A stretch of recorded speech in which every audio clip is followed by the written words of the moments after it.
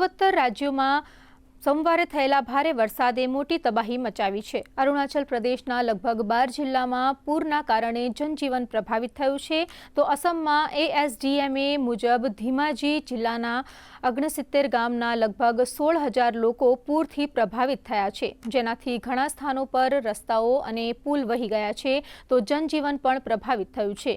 કેન્દ્રીય ગૃહમંત્રી અમિત શાહે સ્થિતિની ગંભીરતાને જોતા અરુણાચલ પ્રદેશ અને આસામના મુખ્યમંત્રીઓ સાથે ફોન પર વાત કરીને ત્યાંની પરિસ્થિતિ અને નુકસાનની જાણકારી લીધી હતી।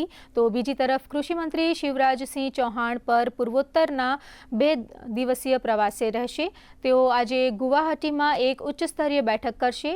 ઉપરાંત અસમના મુખ્યમંત્રી હિમંત બિસ્વા શર્માએ મંત્રીઓ અને અધિકારીઓ સાથે કડક આદેશ આપીને કહ્યું છે કે આપણી પ્રાથમિકતા લોકોને બચાવવાનું છે અને તાબડતોબ રાહત શિબિરમાં રાહત સામગ્રી પહોંચાડવાના આદેશ આપ્યા છે। સાથે જ લોકોને પણ एलर्ट मोड पर रहने की चेतावनी आपी है। मौसम के हालात हैं, कल से ही लगातार बारिश हो रही है। पिछले कुछ दिनों से यहाँ पे और अरुणाचल में जो है लगातार घमासान जो है बारिश हो रहा है। कि जो पानी की रफ्तार है वो बहुत तेज गति से आता है इन सब क्षेत्रों में, और इसकी वजह से जो है इरोशन का काफी समस्या है इन सब एरिया में। धेमाजी कहे, डिब्रूगढ़ कहे, ये सब जो तिनसुकिया कहे, ये सब जो क्षेत्र है, और इसी का जो परिणाम है जिसमें आप देख रहे हैं कि इंफ्रास्ट्रक्चर डैमेज काफी देखने को मिला है।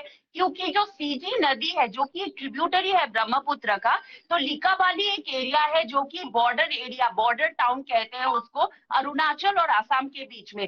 तो उसमें उस ब्लॉक में जो मागी एक ब्लॉक है नाम वहां का, तो उसमें जो है सीजी नदी में जो लैंडस्लाइड, पहाड़ों से लैंडस्लाइड की वजह से वहां पे एक आर्टिफिशियल कंप्लीटली ब्लॉक हो चुका है।